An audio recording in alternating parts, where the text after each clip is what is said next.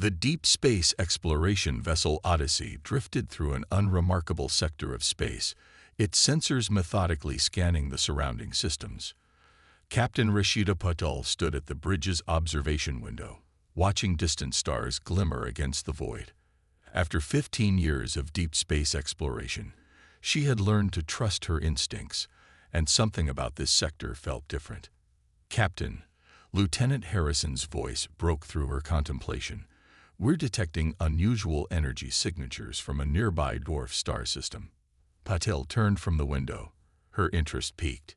"What kind of signatures?" "They're artificial, ma'am. But they're unlike anything in our database. The pattern suggests a civilization at least as advanced as ours, but there's something off about the readings." "Show me," Patel commanded, moving to the central holographic display. The system materialized before her. A dying dwarf star orbited by 3 planets. The second planet pulsed with a faint rhythmic energy signature. "The signal's coming from underground structures," Harrison explained, manipulating the hologram to zoom in on the planet's surface. "The planet's crust is riddled with artificial caverns, but they're deteriorating. And there's something else." He hesitated. "We're detecting life signs, but they're unlike anything we've encountered before." Patel didn't hesitate.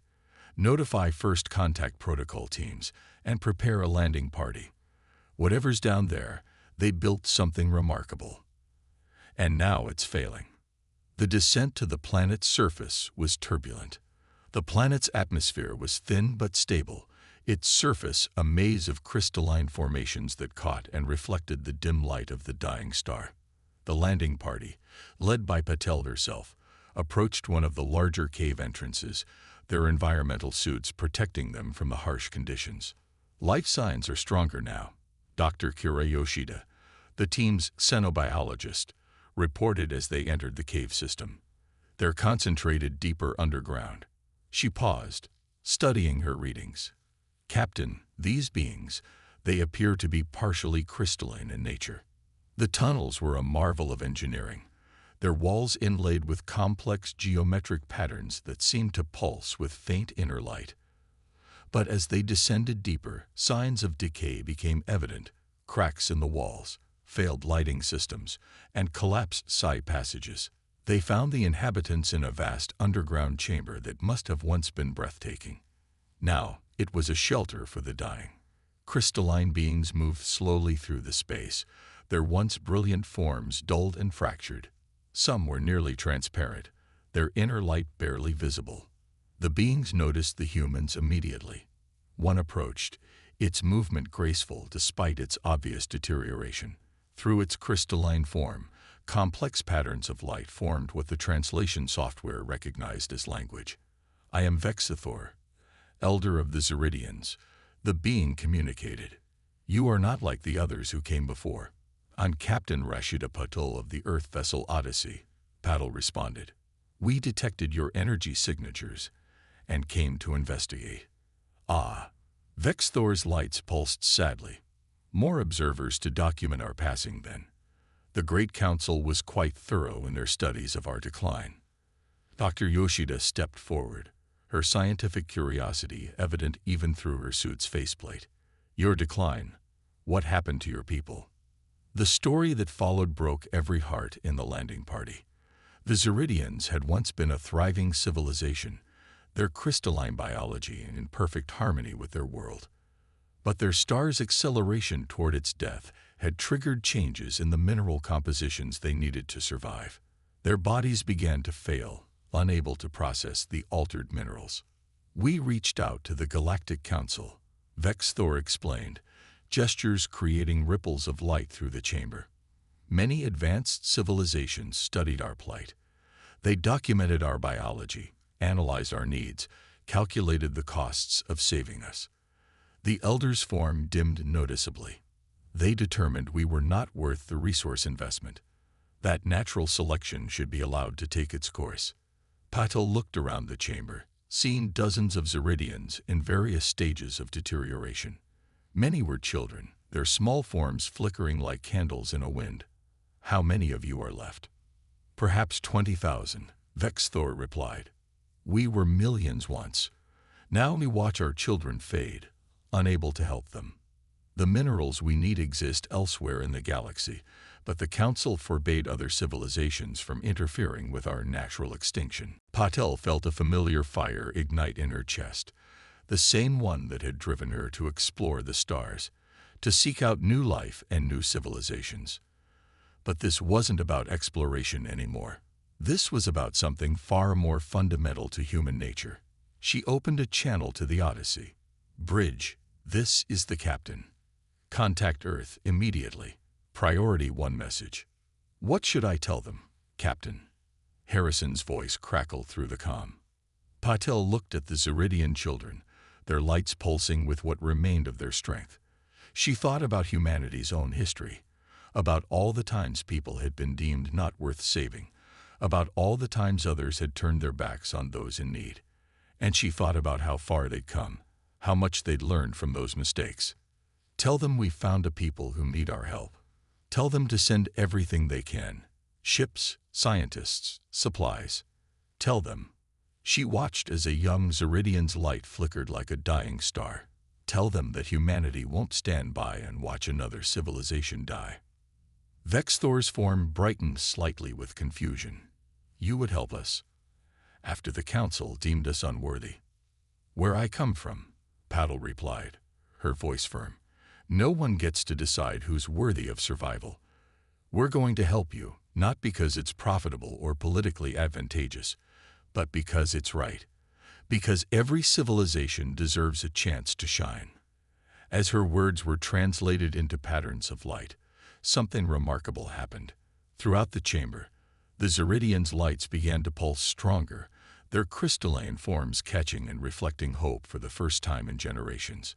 It was a sight Patel would never forget, the moment when a dying people realized they hadn't been forgotten after all.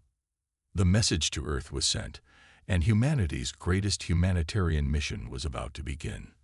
What no one knew then was that this decision would not only save the Zeridians, but would fundamentally change humanity's place in the galaxy. Sometimes, Paddle would later reflect, the most important victories come not from showing strength, but from refusing to show indifference. Earth's response to the Odyssey's discovery was unprecedented. Within days, laboratories worldwide redirected their research toward understanding Zeridian biology. Dr. Aisha Rahman, Earth's leading crystallography expert, found herself heading the most ambitious scientific undertaking in human history. The Mumbai Science Center's main laboratory had been transformed into what the media called Operation Starlight. Aisha stood before a complex array of equipment, studying the crystalline structure of a Zeridian tissue sample. Her colleagues worked tirelessly around her, each focused on different aspects of the problem. The mineral decay is accelerating, she muttered, adjusting the holographic display. Their entire crystalline matrix is breaking down at the molecular level. Her research partner, Dr. Marcus Rodriguez, looked up from his own work.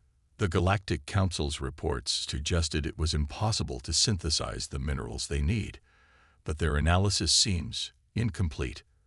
Of course it's incomplete, Aisha replied, her fingers dancing across the control panel. They were looking for reasons not to help, not solutions. She paused, studying a particular pattern in the crystal structure. Look at this, Marcus. Their bodies aren't just failing. They're trying to adapt.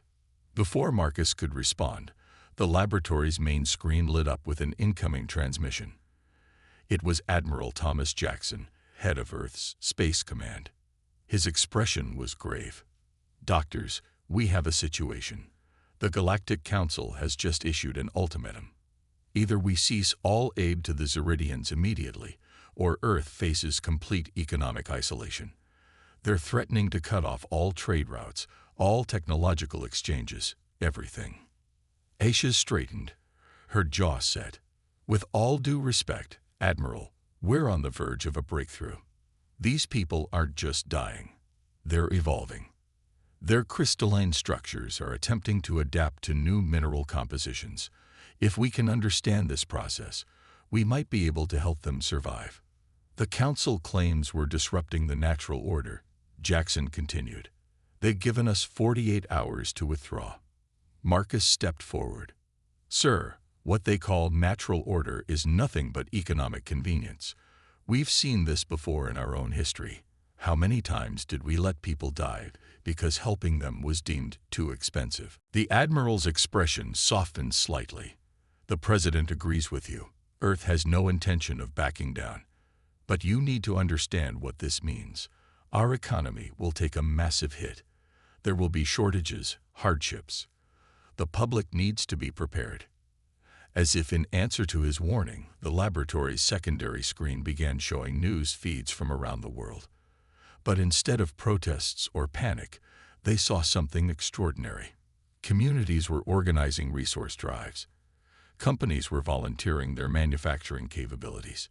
Children were breaking open piggy banks to donate to Operation Starlight. A small smile crossed Jackson's face. "Well, it seems the public has made their feelings clear. Keep working, doctors. You'll have whatever resources we can provide." After the transmission ended, Aisha returned to her work with renewed determination. Hours turned into days as the scientific team raced against time. The Zeridian samples revealed more secrets with each test, but the solution remained elusive. On the fourth day, during yet another late-night session, Aisha noticed something strange. "Marcus," she called out, "look at this sample. The one exposed to the experimental mineral compound." The crystal structure was changing, not breaking down but reorganizing itself. It was subtle, but undeniable. "It's not just adapting," Marcus breathed. "It's evolving. The compound isn't replacing their natural minerals. It's teaching their crystalline structure to process different ones." The discovery energized the entire team. While they worked, more ships arrived at the Zeridian homeworld, carrying supplies and volunteers. The Galactic Council's blockade tightened, but human ingenuity found ways through. Small ships slipped past using experimental stealth technology. Others made seemingly random cargo drops that accidentally contained vital supplies. But not everyone supported Earth's defiance. Diplomatic pressure intensified. Trade routes were cut off. Some human colonies faced shortages of critical supplies. Yet Earth stood firm. In the Mumbai lab, Aisha and her team finally achieved their first major breakthrough. They successfully stabilized a small Zeridian crystal sample, teaching it to process alternative minerals. The process was delicate and would take time to perfect, but it proved their theory. The Zeridians could adapt. The news reached the Zeridian homeworld, where thousands of crystalline beings had gathered in their vast underground chambers. When the announcement was translated into their light language, the entire cavern lit up with a display of joy that human observers would never forget. But amid the celebration, a more profound transformation was taking place. Young Zeridians, those who still had enough strength, began showing signs of natural adaptation. Their crystalline structures were evolving on their own, inspired by the hope humanity had given them. Vexthor, speaking to a group of human scientists, expressed what this meant to his people. "You didn't just bring us medicine." The elders' lights pulsed with emotion. "You brought us something we had lost: the will to fight, to adapt, to survive. You showed us that extinction isn't inevitable when you have allies willing to stand with you." Back on Earth, as Aisha reviewed the latest data from these natural adaptations, she received an unexpected message. Other scientists across the galaxy, those who had disagreed with the Council's decision but had been afraid to speak out, were offering their help. They had seen humanity's dedication and found their own courage. "Perhaps," she wrote in her journal that night, "this is about more than saving one species. Perhaps we're showing the galaxy a different way forward, one where compassion isn't measured against profit, where civilization is judged not by its technological achievements, but by its willingness to help others." The price of helping the Zeridians was high, but as humanity would soon discover, the rewards of compassion would reshape the galaxy in ways no one could have predicted. Commander Raj Kapoor stood on the bridge of the supply ship Defiance, watching the massive Galactic Council vessels that formed a seemingly impenetrable blockade around the Zeridian system. His ship, disguised as a common merchant vessel, carried vital medical supplies and mineral compounds that could mean life or death for thousands of Zeridians. Council patrol approaching, Lieutenant White whispered, her fingers dancing over the stealth controls. They're scanning this sector. Raj smiled slightly. Activate Protocol Phoenix. The Defiance's revolutionary camouflage system engaged, not hiding the ship but transforming its energy signature to match the surrounding space debris. It was humanity's latest innovation, born of necessity and ingenuity. The Council ships passed by, their advanced sensors detecting nothing but space rocks and radiation. Sometimes, Raj mused, the best way past superior technology is to think like our ancestors, hide in plain sight. But running the blockade was only part of the challenge. As the Defiance descended toward the Zeridian homeworld, Raj received an urgent transmission from the surface. Dr. Isabella Torres, the lead field researcher, appeared on screen. Commander, we've got a situation. The latest mineral treatments are working, but we're running out. Without the next shipment, hundreds of Zeridians could begin reverting to critical decay within days. Understood, Doctor. We'll get these supplies to you, whatever it takes. The landing was tricky. They had to use natural crystal formations to mask their approach. But years of space exploration had taught human pilots to be creative. The Defiance touched down in a hidden valley, its hull reflecting the crystalline landscape around it. On the surface, the scene was both heartbreaking and inspiring. Human scientists worked alongside recovering Zeridians, their combined efforts creating new solutions no one had thought possible. The Zeridians' natural ability to manipulate crystal structures, combined with human technological innovation, had led to breakthroughs that defied the Council's predictions. A young Zeridian named Ixtel, her crystal form already showing signs of successful adaptation, helped unload the supplies. Her light patterns, now stronger and more stable, expressed gratitude. The Council said we were doomed by natural law, she communicated. But you humans taught us that nature isn't about surrender, it's about adaptation. Dr. Torres approached Raj as the unloading continued. The Council never expected this level of commitment from Earth, she said. They thought economic pressure would force us to abandon the Zeridians like everyone else did. They don't understand humans very well, do they? Raj replied, watching as more supplies were distributed to waiting families. But the Council wasn't finished trying to stop them. As night fell, alarms blared across the settlement. Council stealth ships had penetrated the defensive perimeter, deploying devices designed to disrupt the Zeridians' crystalline structures. The response was immediate and unexpected. Recovering Zeridians formed a living shield, their adapted crystal structures now resistant to the Council's weapons.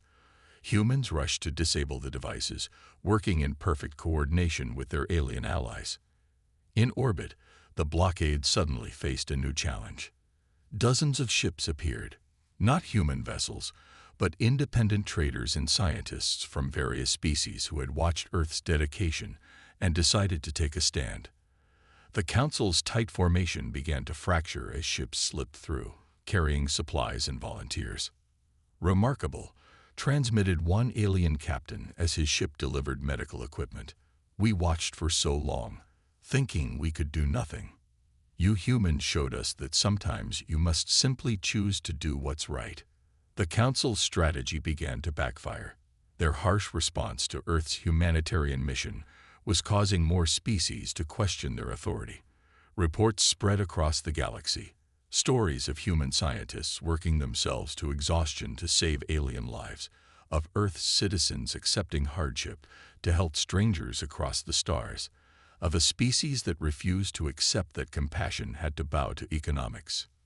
Meanwhile, the Zeridians were changing in ways no one had predicted. The successful adaptations weren't just allowing them to survive. They were evolving into something new. Their crystal structures became more resilient, capable of processing a wider range of minerals. Some younger Zeridians began developing abilities their species had never possessed before. It's not just about survival anymore, Dr. Torres explained to Raj as they watched a group of Ziridian children playing, their forms glowing with healthy light. They're thriving. Every barrier the Council puts up just pushes us to find new solutions, forces us to be more creative. The blockade would continue for months, but it had already failed in its primary objective. The Ziridians would survive, and more importantly, they would evolve. Humanity had proven that compassion wasn't a weakness, it was a force powerful enough to change the galaxy. As Raj prepared the Defiance for another supply run, he received a message from Earth. More ships were coming, not just with supplies but with a new proposal for the Galactic Council. Humanity had learned something from this crisis, something they intended to share with the galaxy. The strongest alliances aren't built on power or profit, but on the willingness to help others in their darkest hours. "Send word to Earth," Raj commanded. "Tell them the Ziridians aren't just surviving. They're teaching us too. About resilience, about adaptation, about finding light in the darkness. Maybe that's why we were meant to find them." The message was sent, traveling across the stars to a planet that had chosen to stand against the galaxy's indifference. And in the crystal caves below, thousands of lights pulsed with renewed hope, each one a testament to what becomes possible when compassion defies the odds. The underground laboratory complex buzzed with unprecedented activity. Dr. Zora Patel stood before a massive crystalline chamber, watching as new patterns of light danced through its structure. What had started as a desperate mission to save a dying species had evolved into something far more extraordinary. "The readings are off the charts," her colleague, Dr. Nathan Okoro, announced, his eyes fixed on the holographic displays surrounding them. "The Ziridians aren't just adapting to the new minerals, they're transcending their original biological limitations." Before them, a young Ziridian named Luxura floated in the chamber, her crystalline form pulsing with colors they'd never seen before. She was part of the third generation of adapted Ziridians, and something remarkable was happening to her kind. "It's like watching evolution in real time," Zora breathed, making adjustments to the monitoring equipment. "Their crystalline structures aren't just becoming more stable, they're developing new properties." Suddenly, alarms blared throughout the complex. Security Chief David Torres burst into the laboratory, his expression grim. "We've detected unauthorized access to the main mineral processing facility. Someone's trying to sabotage the adaptation chambers." Zara's heart raced. Thousands of Ziridians were currently undergoing treatment in those chambers. If they were damaged, how did they get past our security? "They didn't," David replied, checking his tactical display. "The breach is coming from inside. We have a traitor." But before they could react, something unexpected happened. Luxura's form began to pulse with intense light. Through the chamber's communication system, her voice resonated with newfound power. "I can sense them," she said. "Their intentions, their fear, I can see it all." The young Ziridian's consciousness had somehow expanded, reaching out through the crystalline networks that honeycomb the underground complex. She could perceive the saboteurs, a group of radical council loyalists who believed the Ziridians' evolution threatened the galaxy's established order. The adaptation didn't just save them, Nathan realized, watching in awe. It unleashed potential that was locked within their crystalline nature all along. Potential the Council never gave them a chance to discover. Through Luxura's awareness, security teams quickly located and apprehended the saboteurs. But the incident revealed something more significant. The Ziridians were becoming something new, something that challenged everything the galaxy thought it knew about crystalline life forms. As news of these developments spread, the Galactic Council faced a growing crisis. Their predictions about the Ziridians' inevitable extinction had been proven wrong, and their attempts to prevent human intervention had backfired spectacularly.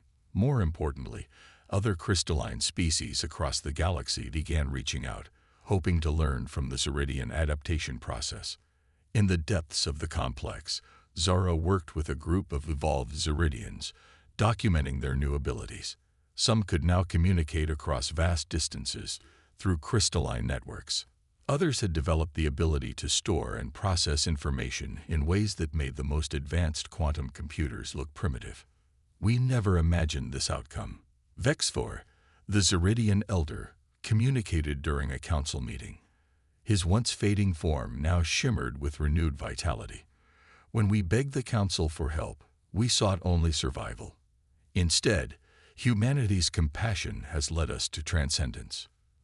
But not everyone celebrated these changes. Radical elements within the council saw the evolved Zeridians as a threat to the established cosmic order. Despite the blockade's failure, they weren't finished trying to stop what was happening. Late one night, as Zara reviewed the latest adaptation data, the complex's power grid suddenly failed. Emergency systems kicked in, but dozens of adaptation chambers began showing signs of destabilization. This wasn't just sabotage. It was an attempt at mass. What happened next would be remembered for generations. The evolved Zeridians, led by Luxera, joined their consciousness into a vast crystalline network. Together, they created something unprecedented. A living power grid that sustained the adaptation chambers through the crisis. Human engineers worked frantically alongside their Zeridian allies, rerouting systems and fighting to restore power. But the real battle was being fought on a level they could barely comprehend, as the evolved Zeridians defended their people's future with abilities that seemed almost magical to human observers. This is what they feared, Luxera explained afterward, her form radiating with the effort she'd expended. Not our survival, but our potential. They feared what would happen when a species they'd condemned to dying instead learned to thrive. The attack had failed, but it marked a turning point. The Zeridians' evolution couldn't be hidden or denied any longer. Their transformation challenged the very foundations of how the galaxy's dominant powers viewed less developed species. Perhaps that's the real lesson here, Zara wrote in her report to Earth Command. When we choose compassion over convenience, when we help others achieve their potential instead of abandoning them to fate, we don't just save lives. We open doors to possibilities we never imagined. As she finished her report, Zara watched a group of Zeridian children playing in one of the crystal gardens. Their forms pulsed with colors that hadn't existed months ago, their movements suggesting abilities that were still developing. They were the first generation that would never know the fear of extinction, never doubt their right to exist. And in their light, she saw the future, not just of the Zeridians, but of all species who dared to believe that compassion could reshape the stars. Ambassador Rohan Patel stood before the Galactic Assembly, his weathered face illuminated by the crystalline lights that now adorned the ancient chamber. 5 years had passed since humanity first discovered the dying Zeridians, and now he faced the most powerful beings in the galaxy to present the consequences of that fateful encounter. Distinguished members of the Assembly, he began, his voice steady. Today we gather not to discuss the past, but to embrace a future none of us could have imagined. Behind him, a group of evolved Zeridians created a living display, their crystalline forms weaving together to show the transformation their species had undergone. Leading them was Luxera, now a respected ambassador in her own right, her form radiating with possibilities that had once seemed impossible. When Earth chose to help the Zeridians, Rowan continued, we were told we were disrupting the natural order. That we were too young, too naive to understand the complexity of galactic economics. He paused, allowing his gaze to meet those of the council members who had once threatened Earth with isolation. Instead, we discovered something profound. The natural order isn't about survival of the fittest, but about the potential for transformation through cooperation. The display behind him shifted, showing how the Zeridians' evolution had sparked a renaissance in crystalline technology across the galaxy. Their ability to process and store information through living crystal networks had revolutionized everything from space travel to medical science.